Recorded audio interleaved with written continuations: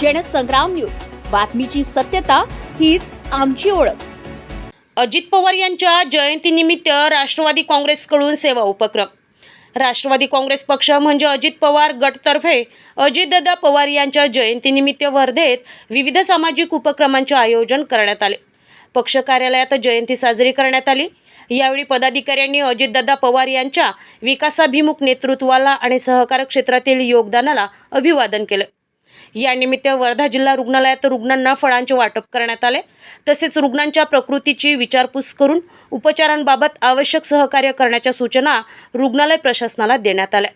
या कार्यक्रमाला सहकार सेलचे विदर्भ कार्याध्यक्ष प्रफुल्लभाऊ गुल्हाणे, जिल्हा उपाध्यक्ष प्रदीप गिरडकर, हिंगणघाट विधानसभा अध्यक्ष दिनेश गुजरकर, व्यापारी सेल अध्यक्ष देवीलाल जयस्वाल, राकेश मंथानी, विभाताई दाते, मंगलाताई भंडारी, विजयाताई पाठक, वनिताताई धामंदे, शोभाताई सातपुते, प्रमोद दांदळे, गजानन राऊत, संजय बांगडे यांच्यासह पक्षाचे अनेक पदाधिकारी व कार्यकर्ते उपस्थित होते.